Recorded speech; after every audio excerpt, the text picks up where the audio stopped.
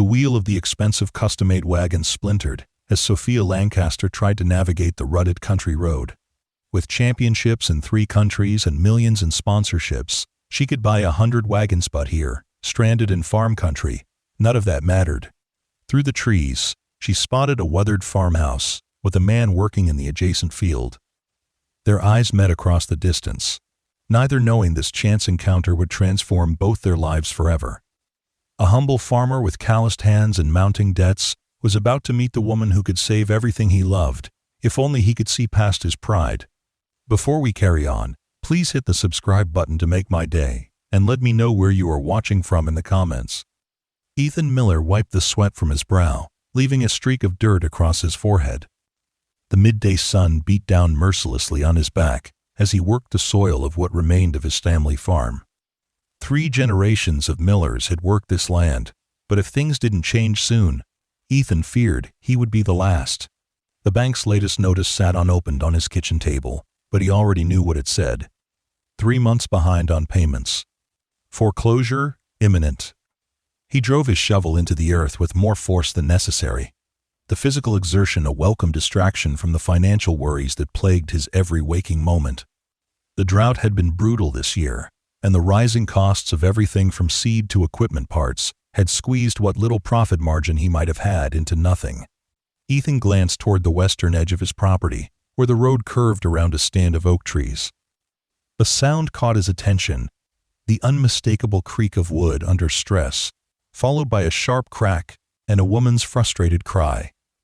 Squinting against the sun, he saw a horse-drawn wagon tilted awkwardly on the side of the road, one wheel clearly broken. For a moment, he considered ignoring it. He had his own problems to deal with, and he was already behind schedule on preparing the eastern field. But his father's voice echoed in his memory.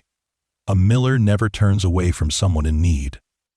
With a sigh, Ethan planted his shovel in the ground and started toward the road. As he approached, he got a better look at the stranger. She was tall and slender, with chestnut hair pulled back in a practical ponytail. Her clothes were simple but clearly expensive riding boots that cost more than Ethan made in a month, and a fitted jacket that looked tailored to her athletic frame. She was examining the broken wheel with focused intensity, her hands on her hips. "Need some help?" Ethan called when he was within earshot. The woman turned, clearly startled. She hadn't heard him approach. "Oh, yes, thank you. I hit a pothole, and the wheel just gave way." Up close, Ethan could see that the wagon was no ordinary farm cart. It was beautifully crafted, with intricate woodwork and high-quality materials. The horse hitched to it was magnificent as well, a gleaming chestnut thoroughbred that stood at least 16 hands high, with intelligent eyes and a proud bearing. "That's quite a horse," Ethan remarked, as he knelt to examine the broken wheel. "This is Monarch," the woman said, patting the horse's neck affectionately. "We've been through a lot together." Ethan nodded absently, his attention on the damage. The wheel had split along a natural seam in the wood, and several spokes had snapped. "I don't think this can be fixed on the spot," he said. "But I might have something back at the barn that could work as a temporary replacement. I'm Ethan, by the way. Ethan Miller." "Sophia Lancaster," she replied, offering her hand. Her grip was firm and confident, her palm calloused in a way that surprised him. This was no soft city woman, despite her expensive clothes. "I appreciate any help you can give. I'm a bit off the beaten path, I know." "What brings you out this way?" Ethan asked as he began to unhitch the horse. "Not many folks come down this road unless they're lost." Sophia hesitated, as if weighing how much to share. "I'm looking at properties in the area. For a potential project. Developer?" Ethan asked, trying to keep attention from his voice. The last thing this community needed was more farmland being carved up into suburbs or shopping centers. "No, nothing like that," Sophia said quickly. "I work with horses. I'm looking for the right place to build something special." Before Ethan could inquire further, Monarch snorted and shifted restlessly. Sophia immediately turned her attention to the horse, murmuring softly and stroking his neck. Ethan watched with interest. She had a natural way with the animal, and Monarch responded to her touch by visibly calming. Let me take him, Ethan offered. We can stable him at my place while we figure out what to do about your wagon. It's just over that rise. Sophia nodded gratefully, and they set off toward the farmhouse, Ethan leading Monarch while Sophia walked beside them. As they crested the hill, the full vista of Miller Farm came into view. Despite its financial troubles, there was no denying the beauty of the place: rolling fields stretching toward distant woods, the weathered but dignified farmhouse, and beyond it, the large barn with its faded red paint. "This is quite a property," Sophia commented, her eyes scanning the landscape with what seemed like professional assessment. "Been in my family for 3 generations, Ethan said, a hint of pride breaking through his usual reserve. "My grandfather built that barn by hand, and my father expanded the fields to what you see now. And now it's yours," Sophia observed. "For now," Ethan replied, the words out before he could stop them. He quickly changed the subject. "Let's get your horse settled, and then we can see about that wheel." As they approached the barn, a border collie came bounding around the corner, barking excitedly. "That's Max," Ethan explained, as the dog circled them enthusiastically. "Don't worry, he's friendly." "I'm good with dogs," Sophia said, kneeling to let Max sniff her hand before giving him a scratch behind the ears. The dog immediately took to her, leaning against her leg as she stood up again. "He's usually more cautious with strangers," Ethan remarked, surprised. Sophia smiled. "Animals tend to trust me. It's a gift." The interior of the barn was cool and dim after the bright sunshine outside. Several empty stalls lined one wall, remnants of a time when the farm had supported more livestock. Ethan led Monarch to the largest stall and began to remove his tack. "You have a good setup here," Sophia commented, running her hand along the sturdy wood of the stall door. "Solid construction." Ethan nodded. "My grandfather didn't believe in cutting corners, said anything worth building was worth building right." "Smart man," Sophia said, helping to remove Monarch's saddle with practiced ease. Ethan noticed that she handled the heavy equipment without difficulty, another sign that she was accustomed to working with horses. Once Monarch was settled with fresh water and some hay that Ethan had stored for his own aging draft horse, they turned their attention to the wagon problem. "I might have an old wheel in the workshop that could work," Ethan said, leading Sophia to an adjoining section of the barn. "My father never threw anything away." The workshop was cluttered but organized, with tools hanging on pegs and various equipment parts stored on shelves. Ethan rummaged through a stack of wood in the corner and triumphantly pulled out a wheel that was slightly smaller than the one on Sophia's wagon, but appeared to be in good condition. "This might do the trick," he said. "It won't be perfect, but it should get you back to town." "You're a lifesaver," Sophia said with genuine gratitude. "I thought I was going to be stranded out here." Ethan shrugged off the praise. "Still need to see if it fits. Let's head back to your wagon." They walked to the road in companionable silence, Ethan carrying the wheel and some tools. As they walked, Ethan found himself studying Sophia out of the corner of his eye. There was something about her that didn't quite fit with his initial impression of a wealthy hobbyist. She moved with athletic grace, and her observation of the farm had been more analytical than casual. And those calluses on her hands, those came from years of hard work. "So, you said you work with horses?" Ethan ventured as they approached the wagon. "What exactly do you do?" Again that slight hesitation before she answered. "I train them mostly, help them reach their potential." It wasn't a lie, Ethan sensed, but it wasn't the whole truth either. Before he could press further, they reached the wagon, and the practical task at hand took precedence. The wheel replacement was challenging work. The axle had been damaged in the break, and Ethan had to make several trips back to the barn for additional tools and parts. Throughout the process, Sophia worked alongside him, holding the wagon steady when needed and offering suggestions that revealed a surprising knowledge of mechanical issues. "You know your way around repairs," Ethan commented as she handed him exactly the wrench he needed before he even asked for it. "When you travel with horses and equipment, you learn to be self-sufficient," she replied. "Though I'll admit, this is testing my limits." The sun was beginning to set by the time they finally secured the replacement wheel. Ethan stepped back, wiping his hands on a rag. "It's not pretty, but it should hold until you can get a proper replacement in town." he said. I can't thank you enough, Sophia said, reaching for her wallet. Please, let me pay you for your time and the parts. Ethan waved her off. Keep your money. Neighbors help neighbors around here. We're not neighbors, Sophia pointed out with a small smile. Anyone within 20 miles is a neighbor in these parts, Ethan replied. Besides, that wheel was just gathering dust. Sophia looked like she wanted to insist, but something in Ethan's expression must have told her it would be futile. Instead, she glanced at the darkening sky. It's getting late, she observed. I should get back to town. You're welcome to stay for dinner, Ethan found himself saying, surprising himself as much as her. It's nothing fancy, but I make a decent beef stew. The offer hung in the air between them. Ethan was already regretting his impulsiveness. He wasn't in the habit of inviting strangers to dinner, especially not when the farm was in such a precarious state. But there was something about Sophia that made him curious to learn more. I wouldn't want to impose, she said, though Ethan thought he detected a note of interest in her voice. It's no imposition, he assured her. And we still need to bring Monarch back from the barn. You might as well have a hot meal before you head back. After a moment's consideration, Sophia nodded. All right, a meal would be nice. Thank you. As they walked back to the farmhouse, the last light of day casting long shadows across the fields, Ethan found himself wondering about the woman beside him. Who was Sophia Lancaster really, and what had brought her to this remote corner of the county? Little did he know, the answers to those questions would soon change the course of his life, forever.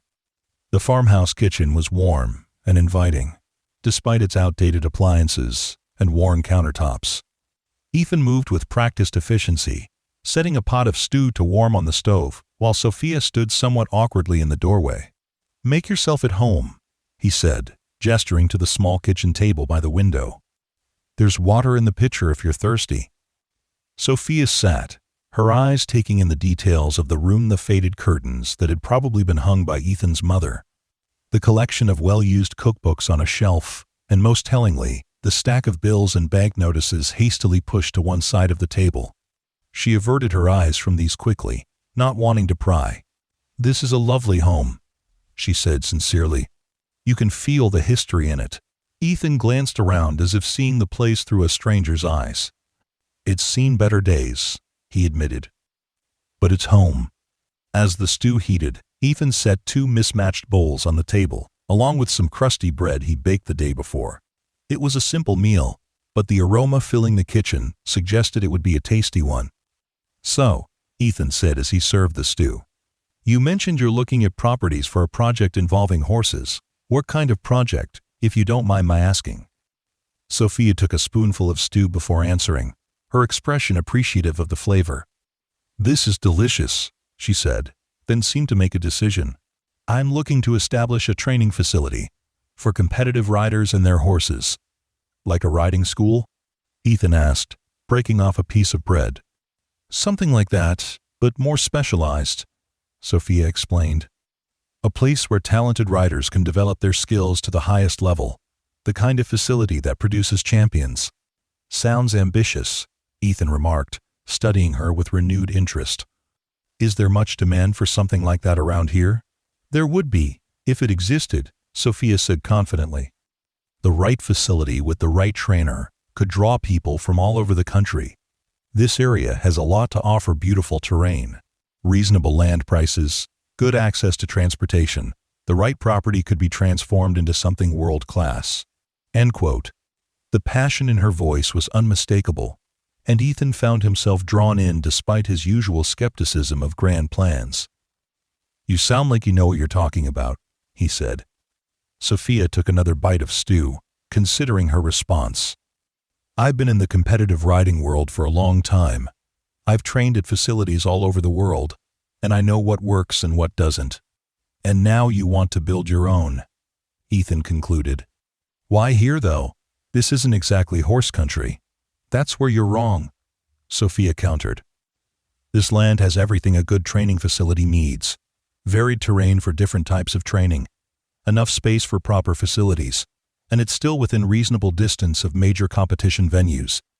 Plus, she added with a small smile, property is more affordable here than in traditional equestrian centers. Ethan nodded slowly, seeing his region through new eyes. He'd always viewed the rolling hills and woods as obstacles to farming, not assets for training horses. "So, have you found a suitable property yet?" he asked, trying to sound casual despite a sudden, inexplicable tightness in his chest. Sophia hesitated. "I've seen a few possibilities, nothing perfect yet." Their conversation drifted to other topics as they finished their meal. Ethan found himself sharing stories about growing up on the farm, about his father's determination to keep the place going through droughts and economic downturns, and about his own struggles since inheriting the property 2 years ago. "It's not just the weather and the prices," he confided as they cleared the dishes. "Farming is changing. The small operations like mine can barely compete with the big corporate farms. They have technology and resources I can only dream of." Sophia listened attentively, asking thoughtful questions that revealed a surprising understanding of agricultural challenges. As the evening progressed, Ethan found himself speaking more openly than he had with anyone in years. There was something about Sophia that inspired trust, despite her somewhat mysterious background. After dinner, they sat on the porch, watching as darkness fell completely over the farm. The air was cool but pleasant, filled with the sounds of crickets and the occasional hoot of an owl. "I should get going soon," Sophia said eventually, though she made no move to stand. "I've imposed on your hospitality long enough." "It's been nice having company," Ethan admitted. "Gets a bit lonely out here sometimes." Sophia turned to look at him, her expression thoughtful. "Can I ask you something personal, Ethan?" He nodded, curious. "If you're struggling so much with the farm, why not sell? Start fresh somewhere else, doing something different?" The question hit a nerve, but Ethan found he wasn't offended. It was a logical question, one he'd asked himself countless times on sleepless nights. "This land isn't just property to me," he said slowly, trying to articulate feelings he rarely put into words. "It's my heritage. My grandfather cleared some of these fields by hand. My father worked himself to the bone to keep it going during the bad years. Their sweat and blood are in this soil. Selling would feel like betraying them." Sophia was quiet for a long moment, her gaze directed out at the darkened fields. "I understand family legacy," she said finally. "But sometimes honoring the past means finding new ways to preserve what matters most. Your grandfather and father worked this land because it was the best way they knew to provide for their families and build something lasting. Maybe there are other ways to honor their legacy while building your own future." End quote. The words resonated with Ethan in a way he hadn't expected.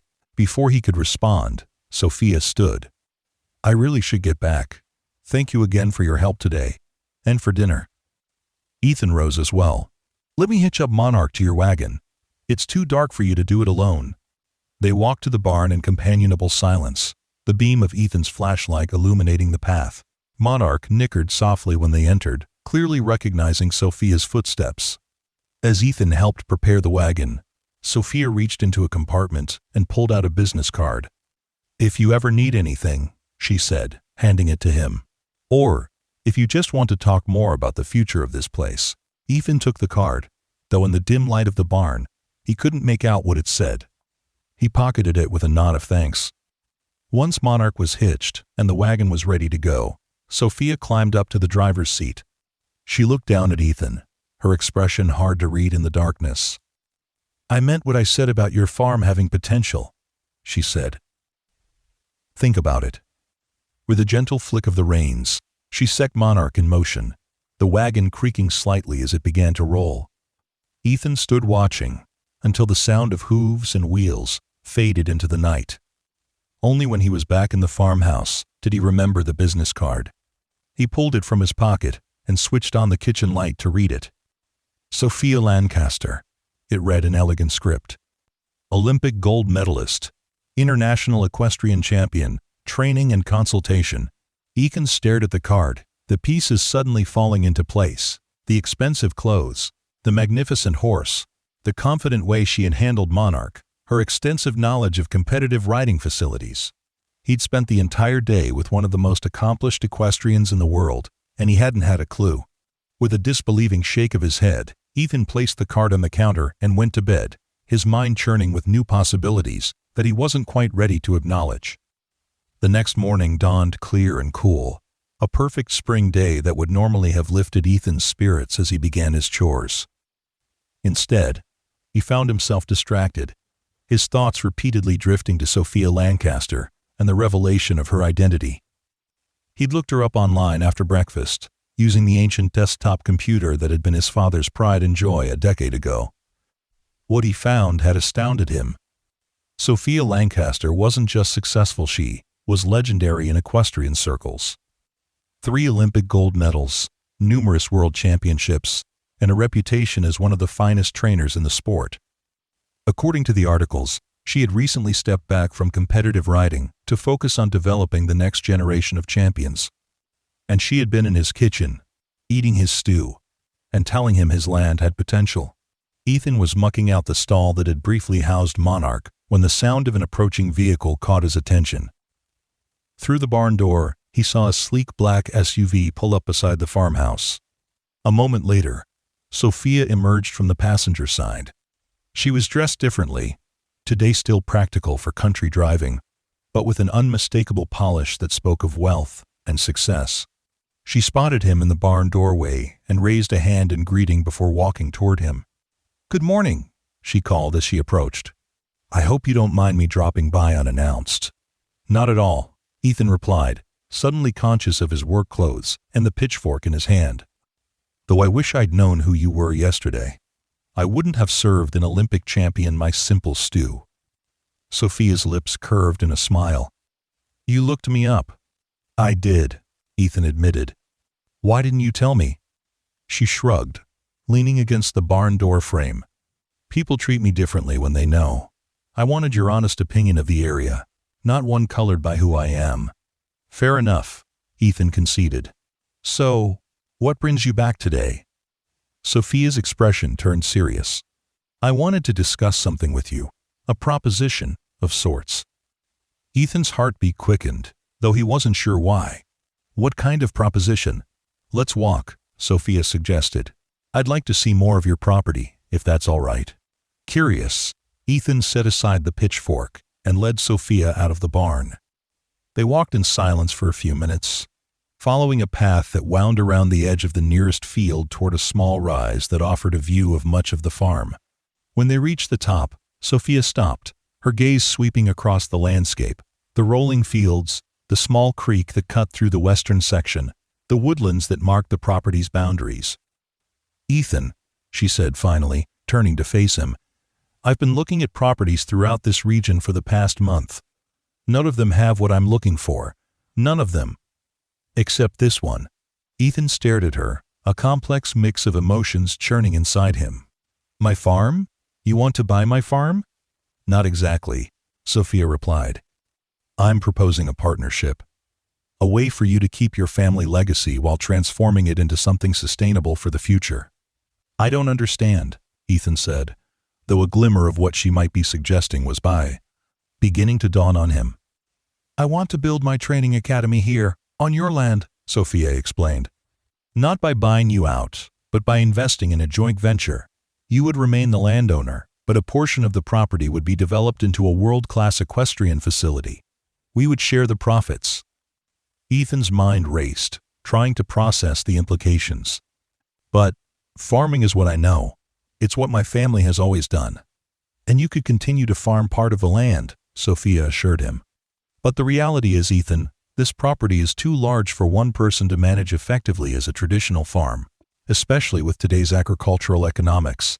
My facility would take perhaps a third of your acreage, the hillier sections that aren't ideal for crops anyway. The rest would remain as farmland, though I'd suggest focusing on hay and feed production that could supply our own horses, as well as other stables in the region." End quote. The proposal was breathtaking in its scope, and Ethan struggled to wrap his mind around it. "This sounds substantial. The investment would be enormous." "I have the capital," Sophia said simply. "What I don't have is the right location and a partner who understands the land. You have both." Ethan shook his head, overwhelmed. "Why me, though? Why not buy some corporate farm that's already for sale? There are plenty of those around. Sophia's expression softened. Because when I saw you yesterday, I recognized something I value highly: integrity. You helped a stranger without hesitation, refused payment for your time and materials, and spoke about your family and this land with genuine love and respect. Those qualities are rare, Ethan. They're what I want associated with my academy. And the sincerity in her voice was undeniable, and Ethan found himself both flattered and humbled by her assessment. I need to think about this, he said finally. It's a lot to take in. Of course, Sophia agreed immediately. Take all the time you need. But I'd like to show you something first, if you're willing. It might help you visualize what I'm proposing. Curious despite his reservations, Ethan nodded. Sophia led him back down the hill toward the SUV. As they approached, the driver's door opened, and a man stepped out. He was tall and distinguished-looking, with silver at his temples and sharp, observant eyes. Ethan, this is Marcus Huntington, my business manager and advisor. Sophia introduced them. Marcus, this is Ethan Miller, the owner of the property I told you about. The men shook hands, Ethan conscious of his dirt-stained palms against Marcus's immaculate ones. Mr. Miller, Marcus said, with a polite nod. Sophia speaks highly of you. Call me Ethan, he replied automatically, then turned to Sophia. What did you want to show me? In response, she opened the rear door of the SUV and pulled out a large portfolio case. They moved to the porch of the farmhouse, where Sophia laid the case on the small table and opened it to reveal a set of architectural renderings. These are conceptual designs for the academy, she explained, spreading out the drawings. They're not site-specific yet, but they'll give you an idea of what I envision. Ethan leaned forward, studying the detailed illustrations. The facility was indeed impressive, a complex of elegant yet practical buildings designed to blend with the rural landscape. There was a main training center with indoor and outdoor arenas, stables that could house dozens of horses, accommodations for students and trainers, and various auxiliary buildings for equipment, veterinary care, and corral. Administration. This is substantial, Ethan said, echoing his earlier assessment.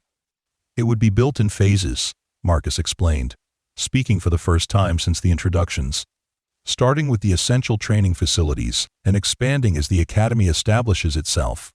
The goal, Sophia added, is to create not just a training center but a destination, a place where the top equestrians in the country, or even the world, would come to train and learn. It would bring jobs and economic activity to the entire B region.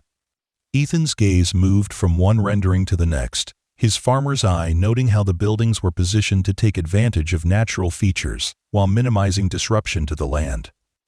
Despite his reservations, he couldn't help but be impressed by the thought and care evident in the designs. And you think this could work here?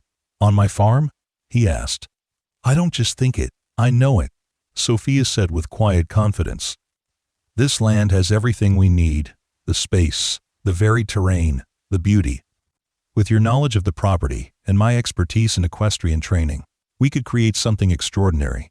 Ethan looked up from the drawings to find both Sophia and Marcus watching him intently. He felt the weight of the moment, the sense that he stood at a crossroads that would determine not just his own future, but the future of the land his family had stewarded for generations. Like I said, I need time to think, he said finally. This isn't a decision I can make on the spot. Of course, Sophia replied, gathering the renderings and returning them to the portfolio. Here's my proposal in writing, including financial projections and a suggested division of responsibilities and profits. She handed him a thick envelope. Take as long as you need to review it. And if you have questions, I'm staying at the Riverside Inn in town for the next week. Ethan accepted the envelope, feeling its weight both literally and metaphorically. Thank you. I'll give it serious consideration. After Sophia and Marcus departed, Ethan sat on the porch for a long time, the envelope unopened in his lap. Part of him was excited by the possibilities Sophia had presented a way to save the farm, to honor his family's legacy while creating something new and potentially transformative. Another part was terrified of change, of the unknown, of potentially making a decision his father and grandfather might have disapproved of. Finally, with a deep breath, he opened the envelope and began to read. The following days passed in a blur of research and soul-searching for Ethan. He pored over the proposal Sophia had left, consulted with his bank and his lawyer, and spent hours walking the property, trying to envision how it might change under the plan. The financial projections were both daunting and exhilarating. The initial investment would be substantial, but entirely funded by Double-A. Sophia. Once operational, the academy promised to generate far more income than the farm ever could on its own. If the projections were accurate, Ethan would not only be able to pay off his debts within 3 years, but would eventually see profits that would have seemed impossible from farming alone. But this wasn't just about money. It was about identity, about the very meaning of the farm and Ethan's place within it. Would he still be a farmer if half his income came from an equestrian academy? Would the land still be Miller Farm if it housed arenas and stables alongside the crop fields? On the 4th day after Sophia's visit, Ethan drove into town, a list of questions in his pocket and a tentative decision in his heart. He found Sophia in the small dining room of the Riverside Inn, where she was having lunch with Marcus and another woman Ethan didn't recognize. When Sophia spotted him in the doorway, her face lit up with a smile that made his pulse quicken unexpectedly. She waved him over to their table. "Ethan, what a pleasant surprise," she said as he approached. "Please, join us. This is Rebecca Chen, my architect." The woman rose to shake Ethan's hand. She was petite but carried herself with confidence, her sharp eyes assessing him with professional interest. "Mr. Miller," she said, "I've been hoping to meet you. Sophia has told me a great deal about your property." "Please sit," Marcus added, gesturing to the empty chair beside Sophia. "We were just discussing potential adaptations to the design based on topographical maps of the region." Ethan sat, feeling somewhat out of place in his work clothes amid their business attire, but neither Sophia nor her colleagues seemed to notice or care about the disparity. "I've been reviewing your proposal," Ethan said, addressing Sophia directly. "I have some questions."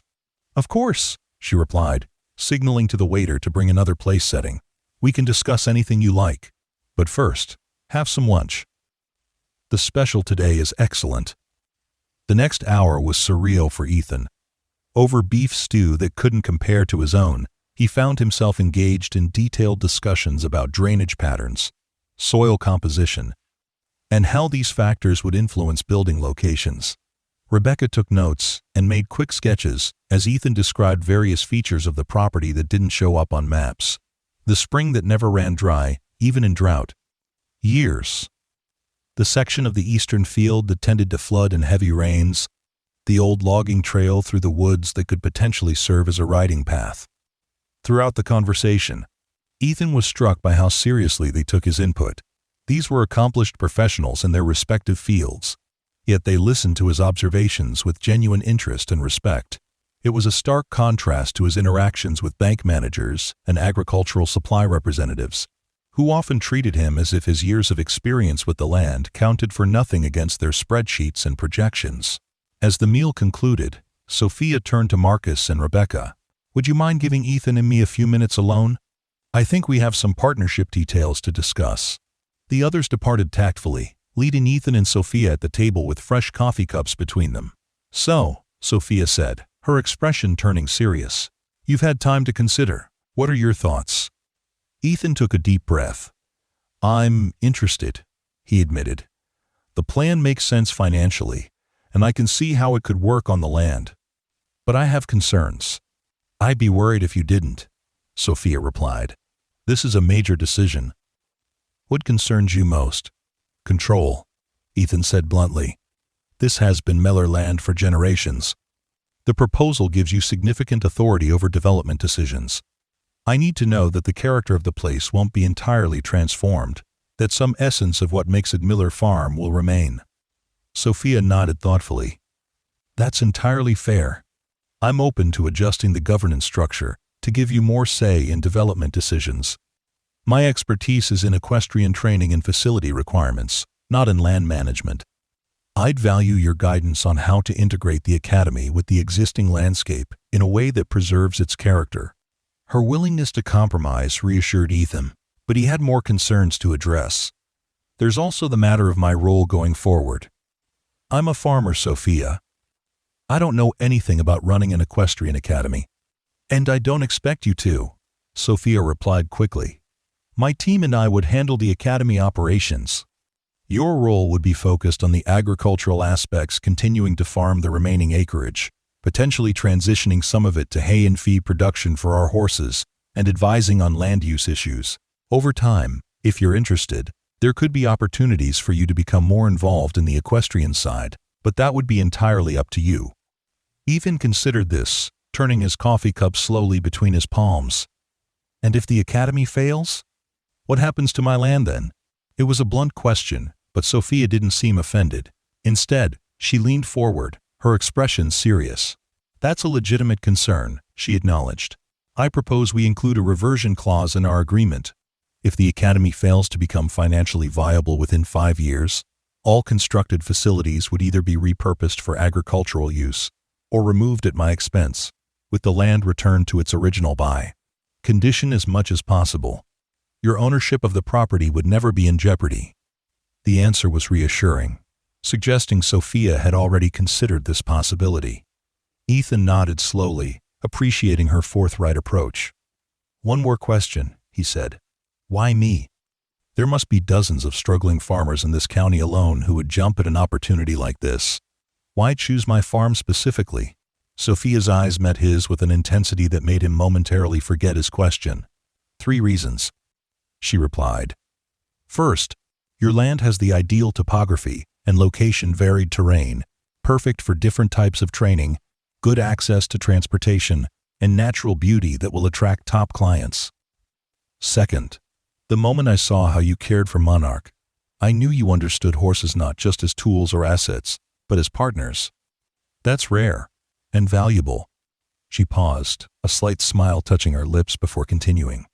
And third, when I offered to pay you for fixing my wagon, you refused. You said neighbors help neighbors around here.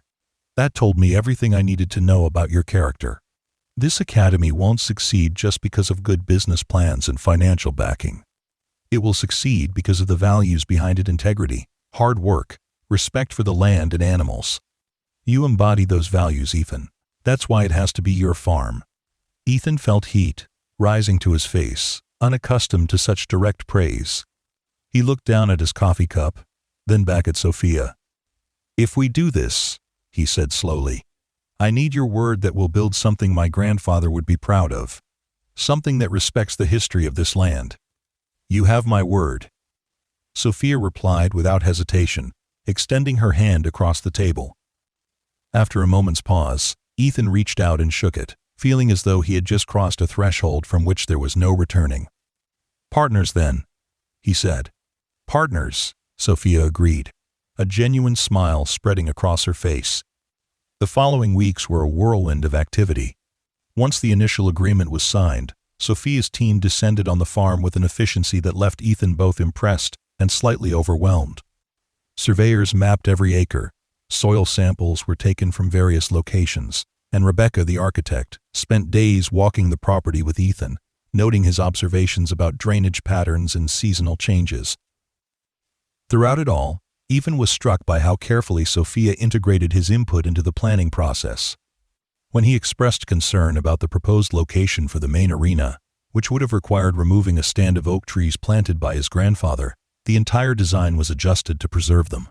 When he suggested that the old stone spring house could be restored rather than replaced with a modern structure, Sophia immediately agreed, commissioning a historical restoration specialist to assess the building.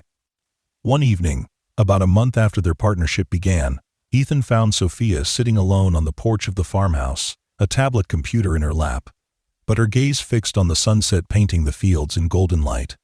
Mind if I join you? He asked. Please do, she replied, setting aside her work. I was just taking a moment to appreciate the view. I can see why your family chose this spot for the house. Ethan settled into the chair beside her, passing her a glass of homemade lemonade. My great-grandfather used to say the sunset view was worth more than all the crops combined. They sat in companionable silence for a while, watching as the sun dipped below the horizon, casting long shadows across the land.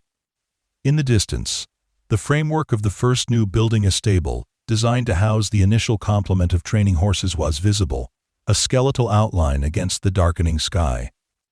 "It's really happening," Ethan said, more to himself than to Sophia. "Having second thoughts?"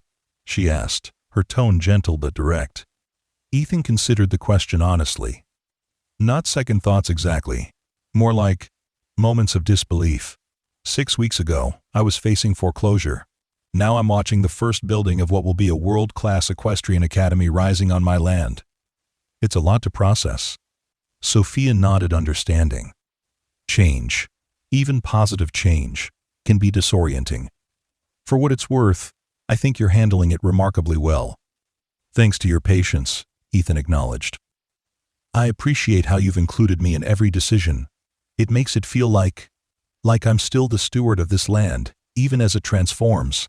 "That's exactly what you are," Sophia said earnestly. "This isn't about replacing Miller Farm with something else. It's about evolution, helping the land fulfill a new purpose while honoring its history." Her words resonated with Ethan, articulating the complex emotions he'd been struggling to define. Before he could respond, the sound of tires on gravel announced the arrival of a vehicle. Headlights swept across the yard as a truck pulled up beside the house. "Expecting someone?" Sophia asked, sitting up straighter. "No," Ethan replied, rising to his feet. As the driver's door opened, he recognized the silhouette immediately. "It's my brother, David." David Miller was slightly taller than Ethan, with the same brown hair but a leaner build, his frame suggesting an indoor profession rather than farm work. He approached the porch with a wary expression, his gaze shifting between Ethan and Sophia. "Evening," he said, stopping at the foot of the porch steps. "Thought I'd find you alone, Ethan. Didn't mean to interrupt." "You're not interrupting," Ethan assured him, though tension was evident in his voice. "David, this is Sophia Lancaster, my business partner." "Sophia, my brother David." "Business partner?" David repeated, making no move to shake Sophia's outstretched hand. "That's what you're calling it now? Last I heard, you were turning the family farm into some kind of horse playground for the rich." Ethan's jaw tightened. "Where did you hear that?" "It's a small town, Ethan. Word gets around. Construction crews talking at the diner, surveyors stopping for gas. You think people aren't going to notice when Miller Farm suddenly starts, sprouting fancy new buildings?" "I was going to tell you once we had the initial phase underway," Ethan said, defensive. Things had been moving quickly.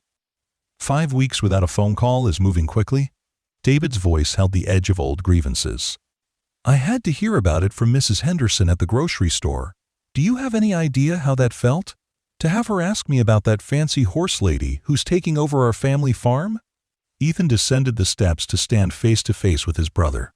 "No one is taking over anything. I'm still the owner. This is a partnership that's going to save the farm, not destroy it." "Save it by turning it into something it was never meant to be," David countered. "Do you think Dad would have approved of this?" The question struck Ethan like a physical blow. He'd asked himself the same thing countless times in the past weeks. "Dad would have wanted the farm to survive," he said finally. "He would have understood that sometimes survival requires adaptation." "Adaptation," David scoffed. "Is that what you call selling out?" Before Ethan could respond, Sophia stepped down from the porch to join them. "Mr. Miller, David, I understand your concerns. Family land carries deep meaning.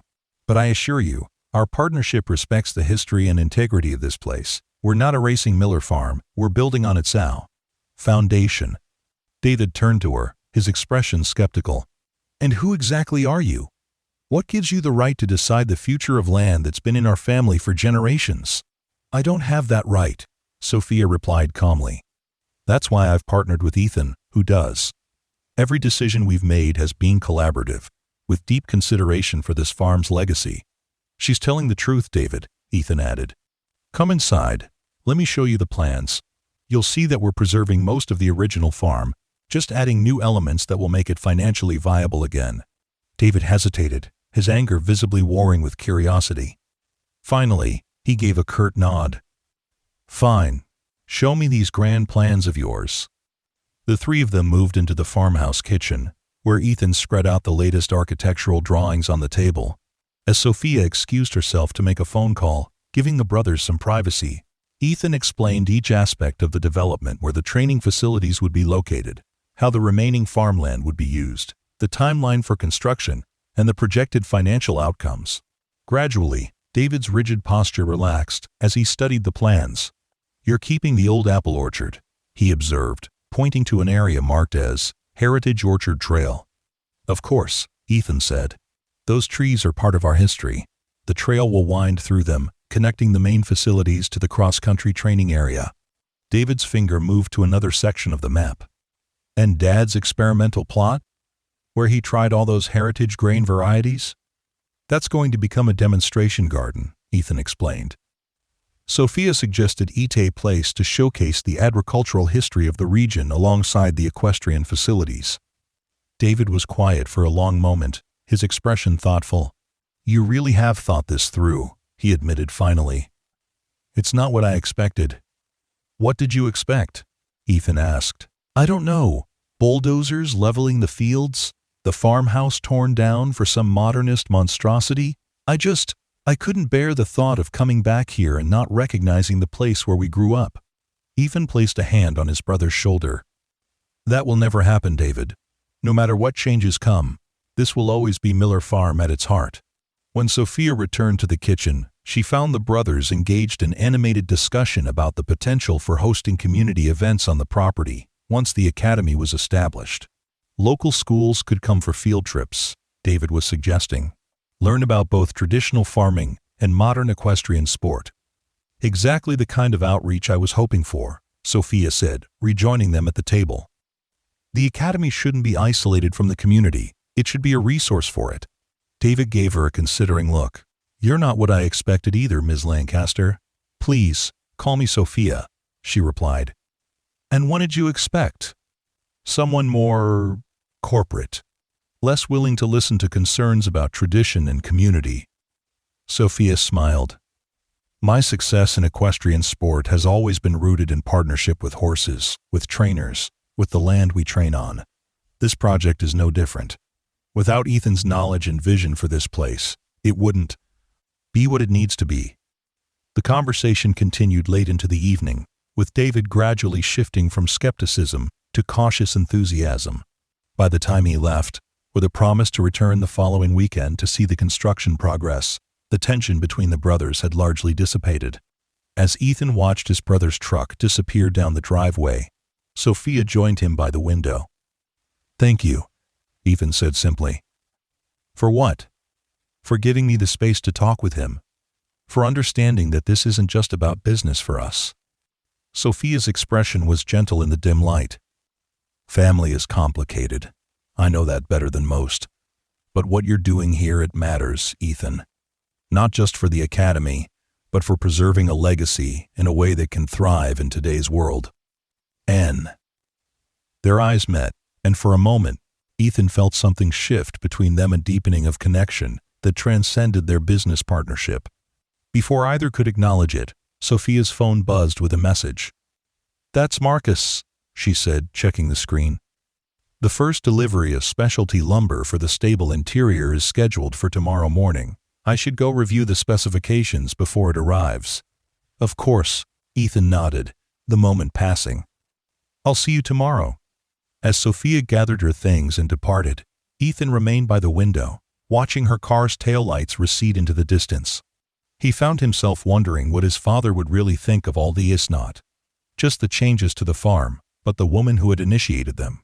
Somehow, he thought his dad would have approved of Sophia's straightforward approach and evident respect for the land.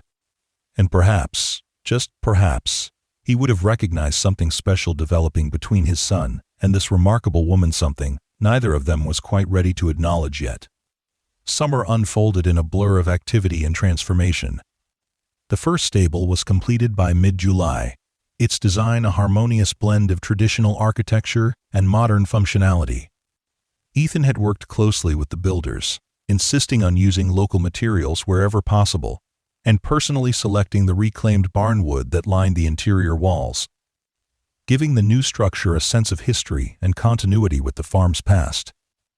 The first horses arrived on a perfect August morning, 6 thoroughbreds and 3 warm-blood crosses, each selected by Sophia for their training potential.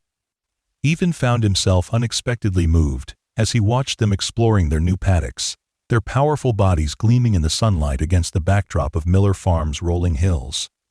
"They look like they belong here," he said to Sophia, who stood beside him at the paddock fence. "They do," she agreed. "Horses have an intuitive sense for places where they can thrive. They've already settled more quickly than I expected."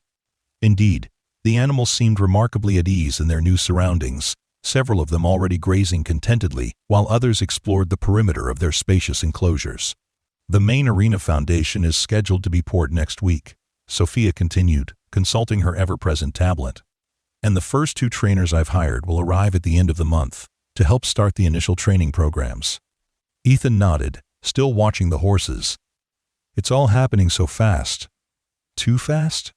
Sophia asked, a note of concern in her voice. "No," Ethan replied, after a moment's consideration. "It's exciting, actually, seeing the plans become reality, especially since you've been so committed to preserving the essence of the place." It was true. Throughout the construction process, Sophia had demonstrated remarkable sensitivity to the farm's history and character. When an ancient oak tree on the proposed arena site was found to be diseased and required removal, she'd arranged for a local craftsman to mill the wood and create furniture for the Academy's reception area, ensuring the tree's legacy would continue within the new buildings. Such gestures had not gone unnoticed in the community. Initially, skeptical locals had gradually warmed to the project as they observed the careful integration of new facilities with the existing landscape and appreciated the construction jobs and increased business the development brought to the area. Ethan himself had found a new purpose in the transformation. While continuing to oversee the farming operations on the remaining agricultural land, he had become increasingly involved in the equestrian aspects of the project, discovering a natural affinity for working with horses that surprised even Sophia. "You have a gift," she had told him one afternoon, after watching him gentle a nervous young mare who had resisted the approaches of more experienced handlers. "The horses trust you instinctively." Ethan had brushed off the compliment, attributing his success to growing up around farm animals, but privately he had been pleased. There was something deeply satisfying about connecting with these magnificent animals, about earning their trust and cooperation through patience and respect, the same values that had guided his approach to farming all these years. Now, as September approached, the Academy was preparing for its first limited training sessions, a soft opening before the grand launch planned for the following spring. The initial group of students would be small, just 5 talented young riders whom Sophia had personally selected from among her network of equestrian contacts. "Are you nervous?" Ethan asked her as they walked back from the paddocks toward the farmhouse, where the office had been temporarily established until the administrative building was completed. Sophia considered the question, her pace slowing. "Not nervous exactly, but aware of the stakes. This academy represents everything I've learned throughout my career, my philosophy of training, my vision for developing the next generation of riders. It's a culmination, of sorts." "It's going to be extraordinary," Ethan said with conviction. "Anyone who spends 5 minutes with you can see that you understand horses and riders in a way few people do." Sophia's smile was worn with appreciation. "Thank you for that. But the Academy's success isn't just about my expertise. It's about the place itself, the environment we're creating together. That's why Miller Farm was so perfect. It already had the right energy, for lack of a better word.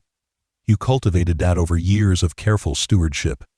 Her words touched Ethan deeply, affirming his own sense that what they were building together was more than just a business venture. It was a genuine partnership that honored the past while embracing a new future. As they reached the farmhouse, Sophia paused, her expression turning serious. "There's something I need to tell you, Ethan. I've been contacted by a major equestrian magazine. They want to do a feature article on the Academy. its concept, the development process, our vision for the future. That's wonderful, Ethan responded, puzzled by her somber tone. Isn't it? It is, Sophia agreed. It's exactly the kind of exposure we need. But they want to focus heavily on the unlikely partnership angle. The Olympic champion and the struggling farmer joining forces to create something innovative. Understanding dawned on Ethan. And you're worried about how I'll feel about that framing. Sophia nodded. I know how private you are, how much you value your dignity. I don't want you to feel like we're exploiting your financial struggles for a compelling narrative. Ethan was quiet for a moment, touched by her consideration. I appreciate your concern, he said finally. But I'm not ashamed of where I was when we met. Farmers across the country are facing the same challenges I did. If our story can show that there are creative solutions, ways to honor agricultural heritage while embracing new opportunities, maybe that's worth sharing. Relief eased the tension in Sophia's shoulders. So you're comfortable with the interview? They want to come next week to see the progress and talk with both of us. I'm comfortable with it, Ethan confirmed. Though I can't promise I'll be as articulate as you about our vision. Sophia's laugh was warm and genuine. You underestimate yourself, Ethan Miller. Every time you talk about this land, about what we're building here, you speak with a conviction that no media training could ever replicate. Just be yourself. That's more than enough. The interview day arrived with perfect early fall weather, clear skies, mild temperatures, and a gentle breeze that carried the scent of ripening apples from the old orchard. The magazine had sent not only a writer, but also a photographer, who spent the morning capturing images of the construction progress, the quote, horses in their new paddocks, and the stunning landscape that would serve as the backdrop for the Academy's training programs. Ethan had been nervous initially, uncomfortable with the attention and the thought of his words being recorded and published. But the interviewer, a gracious woman named Elena, who clearly knew her subject matter, put him at ease with thoughtful questions about the farm's history and his vision for its future. By the time they reached the final portion of the interview, a joint conversation with Ethan and Sophia about their partnership, Ethan found himself speaking with unexpected eloquence about the synergy between traditional farming values and the equestrian world. Both require a deep respect for the land and the animals that depend on it, he explained as they walked along the newly constructed bridle path that wound through the property. Both demand patience, consistency, and the ability to plan for the long term while adapting to immediate circumstances. In many ways, Sophia and I discovered we speak the same language, just with different vocabularies. Sophia nodded agreement. That shared understanding was crucial. From our first conversation, I could tell that Ethan grasped what this academy could be, not an imposition on the land, but an evolution of its purpose. His insight has shaped every aspect of the design and development. She gives me too much credit, Ethan demurred. I'm still learning about the equestrian world. But I do know this land, and I'm grateful that Sophia has been so committed to respecting its character while helping it fulfill a new potential. The writer looked between them, her expression thoughtful. You both speak of the farm almost as if it's a living entity with its own destiny. That's unusual in a business partnership. Perhaps, Sophia acknowledged. But I think it's precisely that perspective that will make Lancaster-Miller Academy unique. We're not just building facilities. We're creating a place with heart and history, a place where both horses and humans can connect with the land and with each other. As the interview concluded and the magazine team prepared to depart, Elena took Ethan aside for one final question. Off the record, she said quietly, I'm curious. When Sophia Lancaster first approached you with this idea, did you have any doubts? Any fear that your family's legacy might be compromised? Ethan considered the question honestly. Of course I did, he admitted. Change is always frightening, especially when it involves something as personal as family land. But what I've come to understand is that legacy isn't just about preserving things exactly as they were. It's about carrying forward the values and the spirit of what came before, even as the form evolves. Elena nodded, clearly impressed by his response. Thank you for that. I think your story is going to resonate with a lot of people, not just in the equestrian world, but with anyone facing the challenge of honoring tradition while embracing necessary change. After the magazine team departed, Ethan found Sophia in the stable, checking on a young gelding that had arrived the previous day. The horse was still somewhat skittish in his new surroundings, but calmed visibly as Sophia spoke softly to him, her hand steady on his neck. "That went well, I think," Ethan said, leaning against the stall door. Sophia turned, a smile lighting her face. "Better than well. You were incredible, Ethan. The way you spoke about the land, about our vision for the Academiette was perfect." "I just spoke the truth," Ethan replied, though he was pleased by her praise. "Exactly," Sophia said, stepping out of the stall and securing the door behind her. "That's what made it powerful. When the article comes out, I suspect we'll have more interest than we can accommodate in our first year."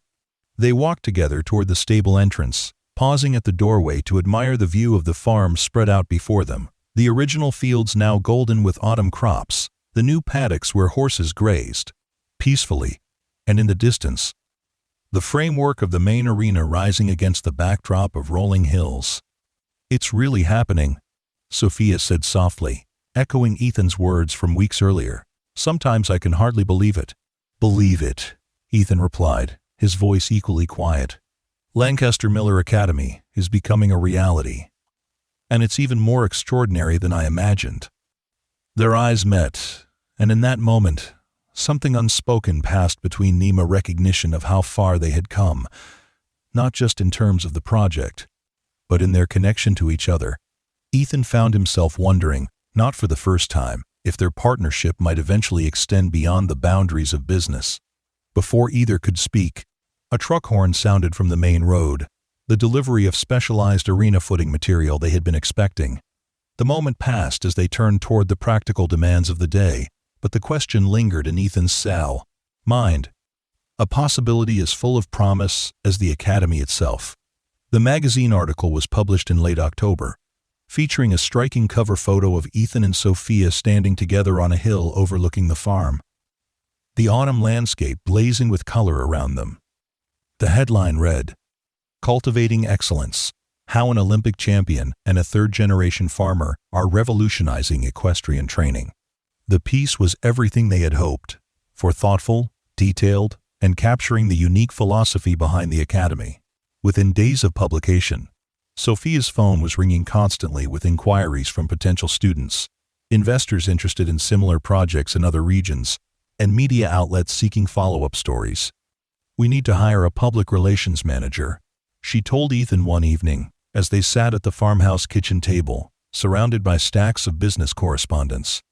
"I can't keep up with all these requests and oversee the construction and training programs." Ethan nodded agreement. "What about that woman Marcus mentioned? The one who handled media for the Olympic equestrian team?" "Valerie Nguyen," Sophia supplied. "Yes, she'd be perfect if we can get her. I'll ask Marcus to reach out." Their working dinners had become a nightly ritual over the past months at a time, to review the day's progress, discuss upcoming decisions, and plan for the next phases of development.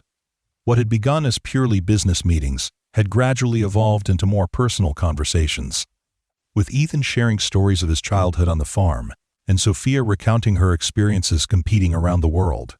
Tonight, as they cleared away the dinner dishes, Sophia hesitated, her expression thoughtful.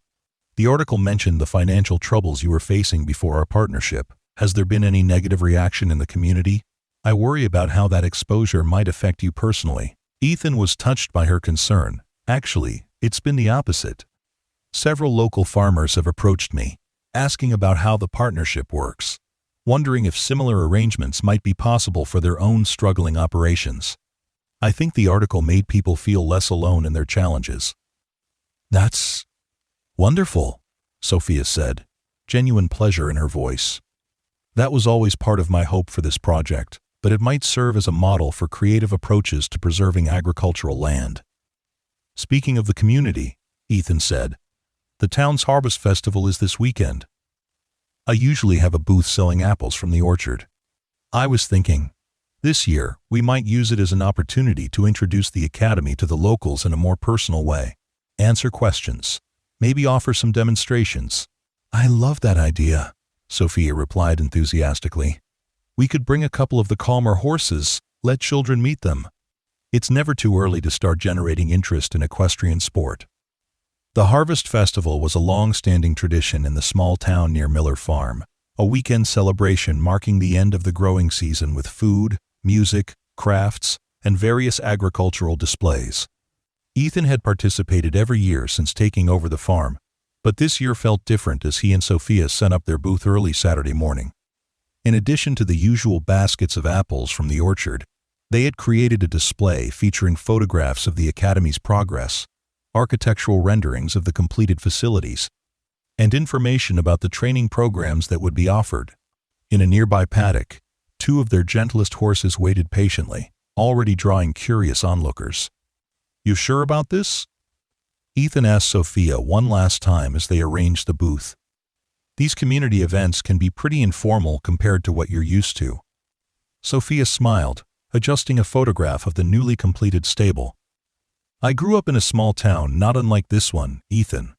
Before the Olympic medals and international competitions, I was just a girl who loved horses and helped at the local riding school. This feels like coming full circle in the best possible way." The day passed in a blur of conversations, introductions, and explanations of the Academy's vision. Some locals were initially skeptical, particularly older farmers, who, like David initially, worried about the changing character of the area. But many others were enthusiastic, especially when they understood how the project had saved Miller Farm from foreclosure and would bring new jobs and economic activity to the region. What surprised Ethan most was watching Sophia interact with the townsfolk. Despite her fame and accomplishments, she was completely unpretentious, listening attentively to local stories, answering questions with patience, and showing genuine interest in the community's concerns and hopes. By midday, she was on a first-name basis with half the town, from the mayor to the teenage volunteers helping with the event. "You're a natural at this," Ethan commented as they took a brief break for lunch, sharing a picnic table with David, who had driven in from the city for the festival. "At what?" Sophia asked, taking a bite of a locally made apple turnover. "Community relations," David answered, before Ethan could. "You've won over Mrs. Henderson, and she hasn't approved of a new idea since 1982. Sophia laughed. "She reminded me of my grandmother, straight-talking and skeptical of change, but ultimately practical. Once she understood how the Academy might benefit her grandchildren by creating local jobs, she came crass. Around. That's the part many developers miss," Ethan observed. "They focus on the economics but forget the human connections, the way changes affect people's sense of place and belonging." "Exactly," Sophia agreed. "That's why your involvement is so crucial, Ethan. You understand this community in a way I never could, no matter how many harvest festivals I attend." Their eyes met across the table, that now familiar current of connection passing between them.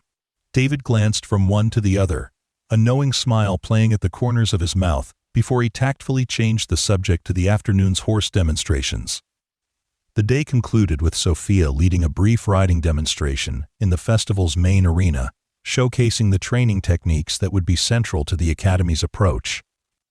The crowd watched in appreciative silence as she guided her mount through a series of complex movements with almost invisible cues, horse and rider moving as one, in a display of partnership that embodied everything the Gray Academy stood for. As they packed up their booth at day's end, tired but satisfied with the community's response, Ethan found himself reflecting on how far they had come in the months since Sophia's wagon had broken down on the road near his dry field. What had begun as a chance encounter and evolved into a partnership that was transforming not just his land and livelihood, but his understanding of what was possible for Miller Farm, and perhaps for himself. The weeks following the Harvest Festival saw rapid progress on the Academy's development. The main arena was completed ahead of schedule, its soaring timber roof creating a space that was both functional for training and architecturally stunning. The administrative building, designed to echo the farmhouse's traditional style while incorporating modern amenities, was nearly finished as well. Most significant for Ethan, the remodeling of the old barn, His grandfather's pride and joy had been completed with meticulous attention to preserving its character while updating its functionality. The massive timber beams remained exposed, now carefully restored and reinforced, while new windows brought natural light into what would serve as the Academy's educational center, with classrooms, a library of equestrian resources, and a comfortable gathering space for students and trainers. "What do you think?" Sophia asked as they stood in the center of the renovated barn, one crisp November afternoon. "Does it honor the original spirit of the place?" Ethan looked around, taking in the harmonious blend of old and new. "It does," he said, his voice thick with emotion. "My grandfather would be amazed and pleased, I think. It preserves everything that made this barn special while giving it new purpose." "That's been our goal throughout," Sophia replied softly, honoring the past while building for the future. As winter approached, preparations for the Academy's spring launch intensified. The initial student applications were reviewed and final selections made, staff were hired, and marketing materials were finalized. Through it all, Ethan found himself increasingly involved in the equestrian aspects of the operation, discovering a natural talent for assessing horses and working with young riders. "You should consider getting certified as an instructor," Sophia suggested one evening, as they reviewed the training schedule.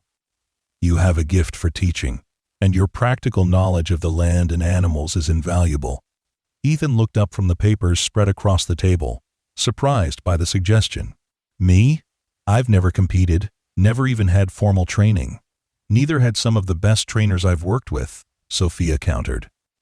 "Natural ability and genuine understanding can't be taught. All the technical knowledge in the world can't replace those qualities. You connect with horses and riders instinctively. The rest you can learn." The idea took root in Ethan's mind, another unexpected possibility in this new chapter of his life.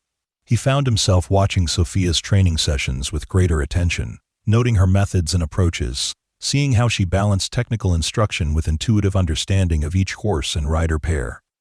And as the professional partnership between them deepened, so too did their personal connection. They rarely spoke of it directly, both focused on the demanding task of launching the Academy. But the current of attraction and growing affection was undeniable, evident in shared glances, in the way they instinctively sought each other's opinions, in the ease and comfort of their daily interactions.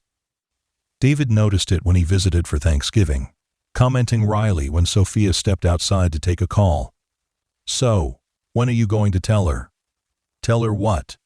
Ethan asked, though he knew perfectly well what his brother meant. David rolled his eyes. "That you're falling in love with her, obviously. It's written all over your face whenever you look at her." Ethan busied himself with checking the turkey in the oven, avoiding his brother's gaze. "It's complicated. We're business partners. There's too much at stake." "Seems to me there's too much at stake not to be honest about your feelings," David replied. "But what do I know? I'm just the brother who's watching you happier than you've been in years." The conversation lingered in Ethan's mind through the holiday weekend and into the following weeks as winter settled over the farm. Snow blanketed the fields and construction sites, temporarily slowing progress on the remaining facilities, but creating a pristine landscape that showcased the beauty of the property. One evening in mid-December, Ethan and Sophia found themselves alone in the farmhouse, reviewing final plans for the grand opening gala scheduled for March. A fire crackled in the hearth, casting a warm glow throughout the living room as snow fell softly outside the windows. They had been working for hours, and the remains of a simple dinner shared at the coffee table lay forgotten as they discussed the guest list and program for the event. "I think we should invite the mayor and town council members," Ethan suggested, making a note on his laptop. "They've been supportive, and it would acknowledge the community's role in this project." Sophia nodded agreement, tucking her feet underneath her on the couch. "Absolutely. And what about your neighboring farmers, especially those who expressed interest in similar partnerships at the Harvest Festival?" "Good idea," Ethan replied. This could inspire others to explore innovative approaches to land use. As Sophia reached for her tablet to add these names to the list, her hand brushed against Ethan's. It was a brief contact, the kind that had happened countless times during their months of working together. But tonight, something was different. Neither pulled away immediately. Instead, their eyes met, and in that moment, The professional facade they'd maintained despite growing feelings seemed to waver. Sophia was the first to break the moment, withdrawing her hand and focusing intently on her tablet screen. "We should also consider transportation for guests coming from out of town," she said, her voice not quite steady. "Perhaps shuttle service from the local hotels." Ethan nodded, trying to regain his professional composure, despite the rapid beating of his heart. They worked for another hour, but an undercurrent of awareness ran beneath their practical discussion, making even the most mundane planning details feel charged with unspoken emotion. Finally, as midnight approached, Sophia set aside her tablet and stretched, fatigue evident in her movements. "I should head back to town," she said reluctantly. "It's getting late, and the roads might be treacherous with this snow." Ethan glanced out the window, where the gentle snowfall had intensified into genuine winter weather. "I'm not sure that's a good idea," he said with concern. The forecast mentioned possible whiteout conditions tonight. As if in confirmation, a gust of wind drove snow against the windows with sudden ferocity, the sound drawing both their attention. "You should stay here," Ethan continued. "The guest room is made up, and it's not worth risking the drive in these conditions." Sophia hesitated, clearly torn between practicality and awareness of how this changing routine might affect their carefully maintained boundaries. "If you're sure it's no trouble." "Of course not," Ethan assured her. "It's the sensible solution." The decision made, they fell into a surprisingly domestic routine, Ethan building up the fire while Sophia made tea in the kitchen, moving around each other's spaces with comfortable familiarity born of months of close craft. Collaboration. As they sat before the fire with their steaming mugs, the business documents set aside for the night, conversation flowed toward more personal topics. "What made you fall in love with equestrian sports?" Ethan asked, genuinely curious about the path that had led Sophia to her remarkable career. She smiled, her expression softening with memory. "My grandfather kept horses, nothing fancy, just sturdy quarter horses he used for work around his ranch. He put me on my first pony when I was 4 years old, and apparently I refused to get off until they promised I could ride again the next day. So it was an immediate connection," Ethan observed. "Completely," Sophia agreed. "Something just clicked, this sense that I belonged on horseback. My parents weren't wealthy by any means, but they scraped together enough for lessons when they saw how passionate I was. My first trainer recognized something in me, a natural feel for the horse's movements, she called it, and helped me get opportunities I wouldn't probably have had otherwise." "And from there to the Olympics," Ethan said with quiet admiration. Sophia shook her head, her expression humbled despite her achievements. "It wasn't a straight line. There were years of setbacks, competitions where I placed last, horses that seemed promising but didn't work out. But I couldn't imagine doing anything else, so I persisted." She looked at him curiously. "What about you? Did you always know you'd take over the farm?" Ethan considered the question, one that touched on complex family dynamics and personal choices. "Not always," he admitted. "In high school, I dreamed of becoming a veterinarian. I was accepted to a good program, had the scholarship paperwork ready to sign. What changed?" "My father's health," Ethan replied, the old pain evident in his voice. "He had his first heart attack my senior year. It wasn't severe, but it was a warning sign. David was already established in his career in the city, and someone needed to help run the farm. So I deferred my acceptance, thinking it would be temporary. But it wasn't," Sophia said softly. "No. Dad had a second, more serious attack 2 years later. The farm needed full-time management, and by then, I'd realized how much I valued this life, the connection to the land, the rhythms of the seasons, even the challenges. So I gave up the veterinary dream and committed to farming. I don't regret it, even through the hardest times." "That speaks volumes about your character," Sophia said, her eyes reflecting the firelight as she regarded him with unmistakable admiration. They talked for hours, sharing stories and dreams, losses and triumphs, the professional walls between them dissolving in the intimate firelit setting. It was the most personal conversation they had ever had, revealing dimensions of each other's lives and characters that had only been hinted at during their months of partnership. As the fire burned down to embers and exhaustion finally began to claim them, Sophia stood to retire to the guest room. At the doorway, she paused, turning back to Ethan. "Thank you," she said. "For the guest room?" "It's nothing," he replied. "Not for that," Sophia clarified. "For trusting me with your family's legacy, for being willing to imagine a new future for this place, for believing in what we're building together." Before Ethan could respond, she stepped closer and gently kissed his cheek, the gesture brief but unmistakably meaningful. Then she turned and disappeared down the hallway, leaving Ethan standing in the doorway, his fingertips touching the spot where her lips had brushed his skin, a new certainty forming in his heart about what and who he wanted in his future. The snowstorm continued through the night and into the following day, effectively stranding them at the farmhouse.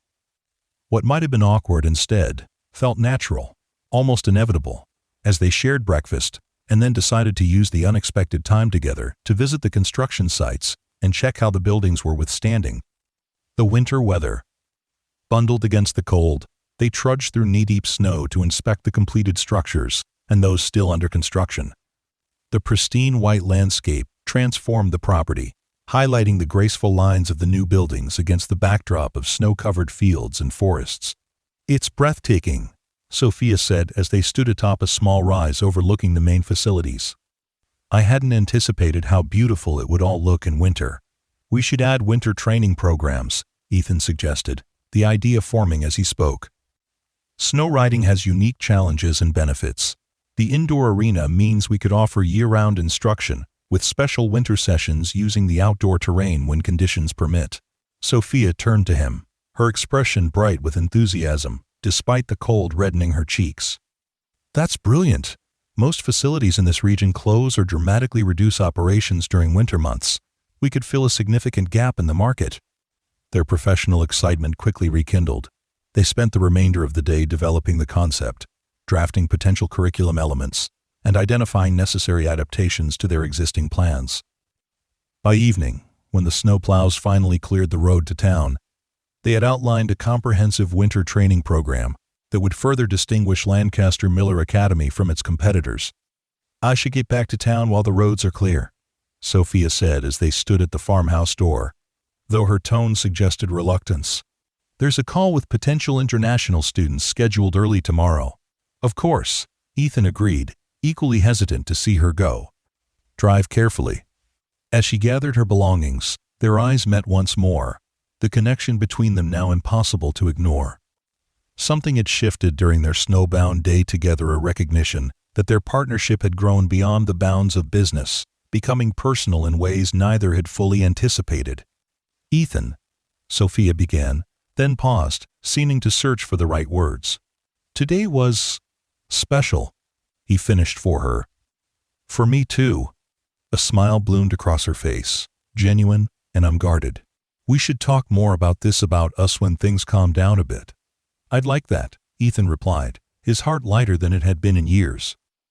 With a final smile, Sophia departed, leaving Ethan standing in the doorway of the farmhouse that had been his family's home for generations, now filled with new possibilities he had never imagined. The weeks following the snowstorm were consumed with finalizing preparations for the Academy's soft launch in January and the grand opening in March. Construction crews worked overtime to complete the remaining facilities, equipment was installed, and final staff positions were filled. Despite the intense work schedule, there was a new dimension to Ethan and Sophia's interactions, a warmth and awareness that enhanced their professional collaboration without distracting from it. January's soft launch, a 2-week intensive training session for 10 carefully selected students, exceeded even their optimistic expectations. The riders, ranging from promising juniors to experienced competitors looking to elevate their skills, responded enthusiastically to the Academy's approach and facilities. "The cross-country course is unlike anything I've trained on before," one student commented during the closing evaluation session. "The way it integrates with the natural landscape creates challenges that really develop both horse and rider awareness. The combination of technical training in the arena and practical application on varied terrain is incredibly effective, another added. I've accomplished more in 2 weeks here than in months at other facilities.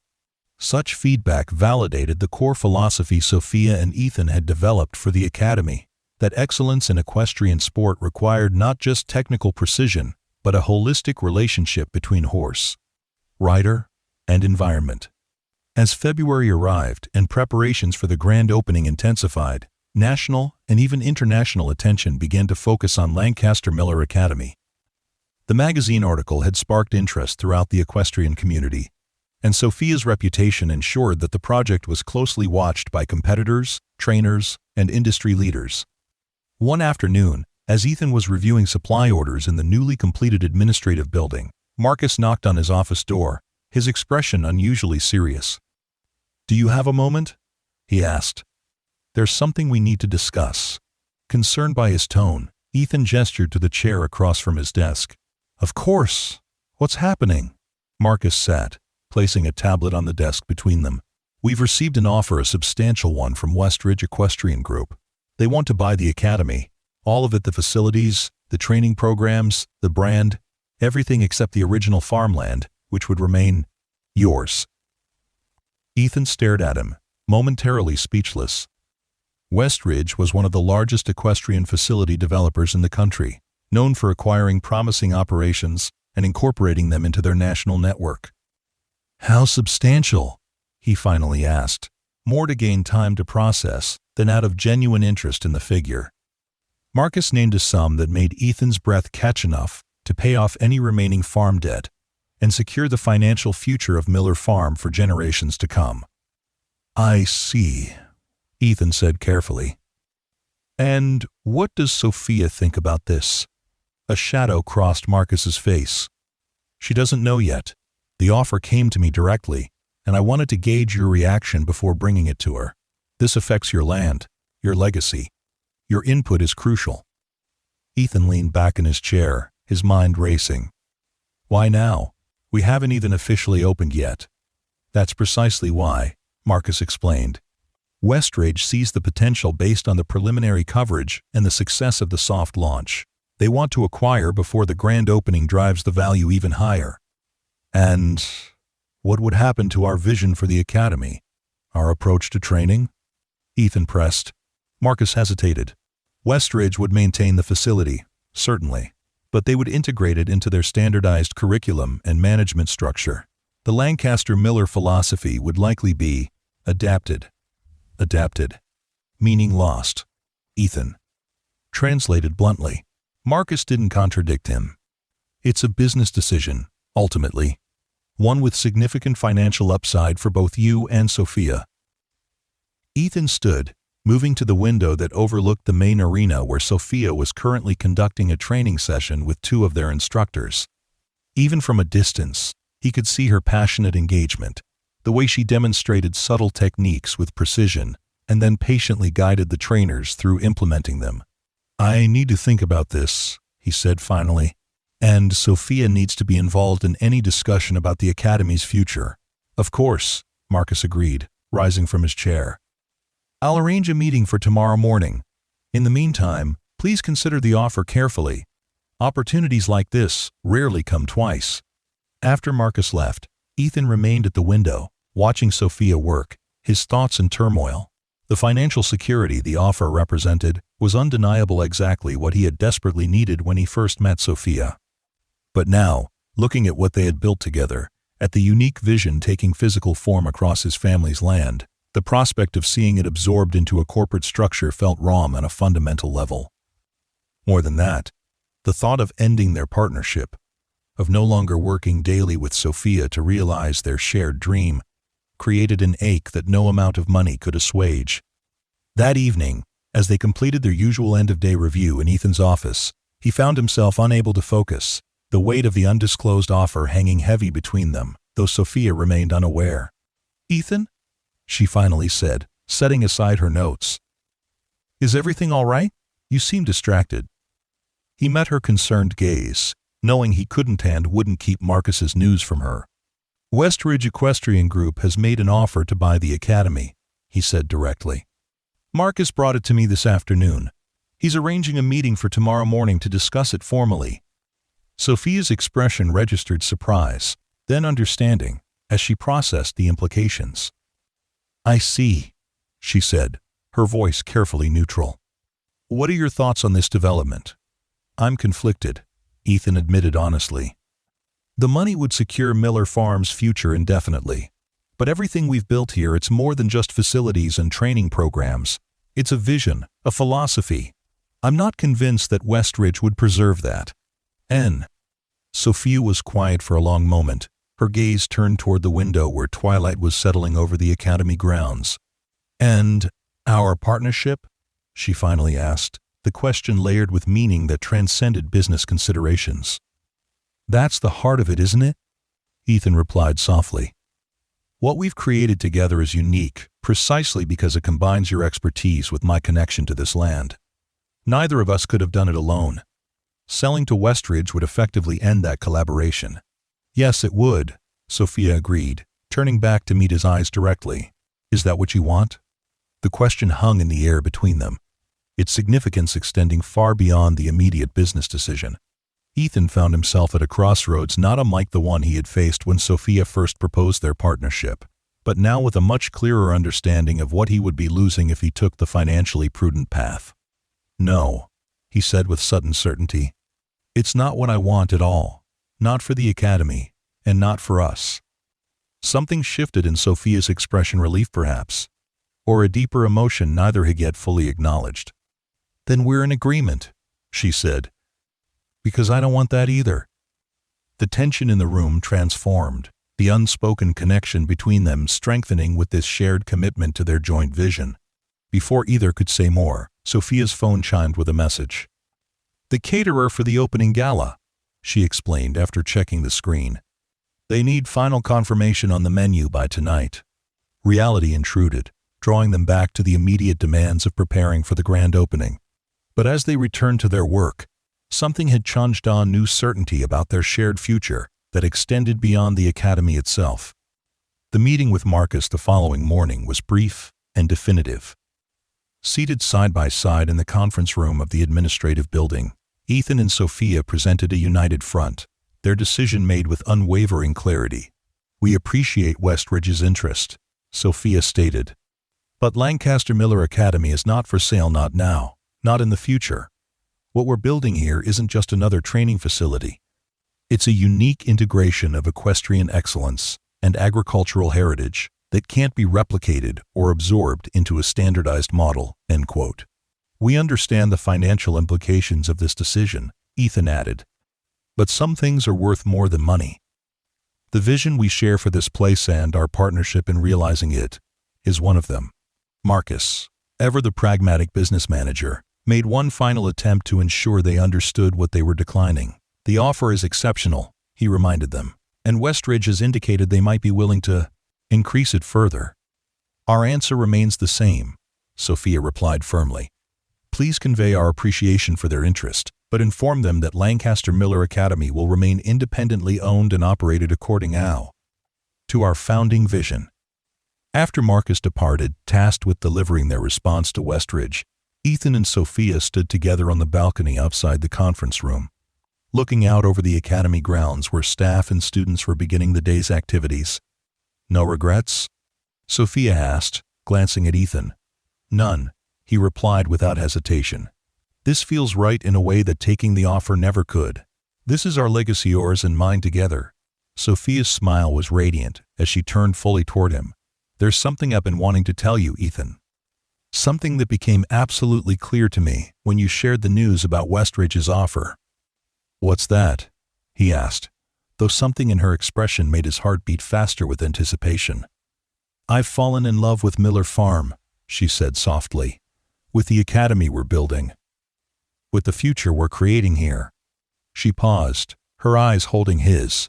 And with you, Ethan Miller. Somewhere between fixing a broken wagon wheel and designing a world-class equestrian academy, I fell completely in love with you. The words hung in the crisp morning air, the truth of them resonating through Ethan like the clearest bell.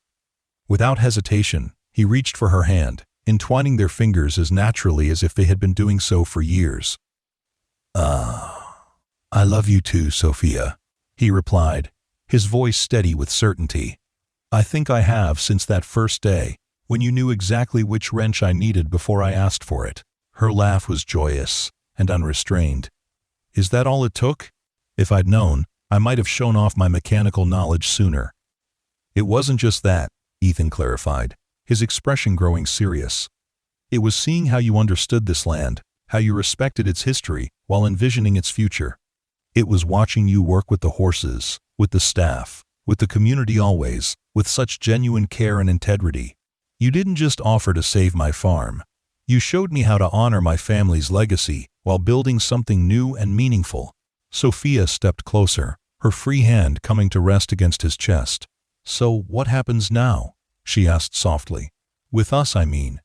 The Academy's future is secure, but what about our own?"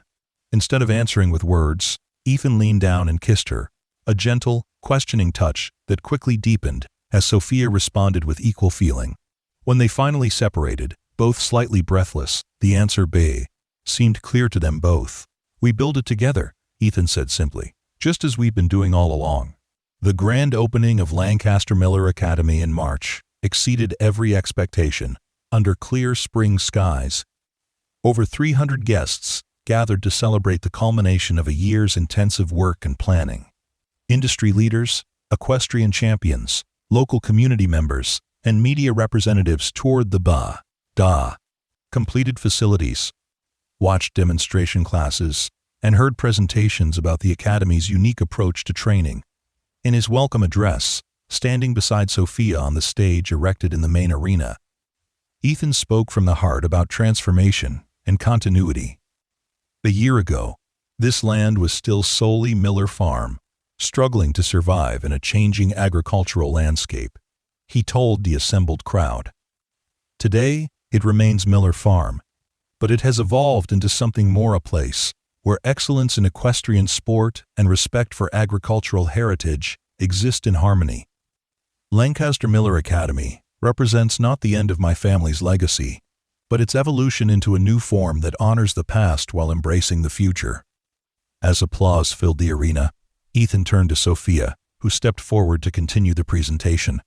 "When my wagon broke down on a country road not far from here," she began, "I had no idea that the farmer who came to help me would become not just my business partner, but the other half of a shared vision that has exceeded my wildest dreams." She paused, her glance toward Ethan communicating far more than her words. "Together, we have created something unique in the Equestrian World, a training academy, rooted in respect for the land, for horses, and for the transformative power of partnership." The remainder of the event unfolded perfectly, from the ribbon-cutting ceremony at the main entrance to the elegant evening gala held in the renovated barn. As night fell and lights illuminated the academy grounds, guests mingled under the soaring timber roof that had sheltered generations of Miller livestock and now hosted an international gathering of equestrian enthusiasts. Near midnight, as the celebration continued around Ethan led Sophia away from the festivities, out through the barn doors to a quiet spot overlooking the property. The academy buildings glowed against the darkness, their lights reflected in the small lake that had been incorporated into the cross-country course. "It's more beautiful than I ever imagined," Sophia said, leaning against Ethan's side as they took in the view. "Yes, it is," he agreed, though his gaze was fixed on her rather than the landscape. "Sophia, there's something I want to ask you." She turned to face him, her expression curious. "What is it?" Ethan took both her hands in his heart full of certainty about what he was about to say. "This past year has transformed everything in my life, my farm, my work, my understanding of what's possible. But the most important transformation has been in me because of you. You showed me how to honor my family's legacy while creating my own future." He reached into his pocket and withdrew a small box, carefully opening it to reveal a ring set with a single diamond flanked by 2 smaller emeralds. "This was my grandmother's," he explained. "The emeralds represent the fields of Miller Farm, the land that brought us together." Dropping to one knee, still holding the open box, Ethan looked up at Sophia, whose eyes were bright with unshed tears. "Sophia Lancaster, our partnership has already created something remarkable. Would you do me the honor of forming an even more important partnership? Will you marry me?" Sophia's smile was radiant as she pulled him to his feet, her hands framing his face with tender certainty. "Yes, Ethan Miller. 1,000 times yes." As they sealed their commitment with a kiss, the distant sounds of celebration seemed to embrace them, a fitting backdrop to this new beginning. Above them, stars scattered across the clear night sky, witnesses to a love story that had begun with a broken wagon wheel and now extended into a limitless future. A future they would build together on the land that had brought them to each other. Behind them, Lancaster-Miller Academy stood as testament to what was possible when tradition and innovation, past and future, came together in perfect harmony. And ahead of them stretched a life neither could have imagined a year earlier, shared journey that would honor the legacy of Miller Farm while writing an entirely new chapter in its history. The struggling farmer who had once faced losing everything had found not just financial salvation, but a partnership beyond price. And the renowned equestrian who had traveled the world in search of the perfect training ground had discovered that the most important journey had led her not to a place, but to a person, the person with whom she would build both a world-class academy and a life filled with love, respect, and shared purpose. Together, they turned back toward the celebration, toward their guests, their staff, their community, and the bright future that awaited them. Hand in hand, they walked the path that wound through the property that was now truly theirs together. Every step a confirmation of the truth they had discovered, that the most unexpected encounters can lead to the most extraordinary destinies, and that sometimes fixing a stranger's broken wagon can be the first step toward mending one's own broken dreams.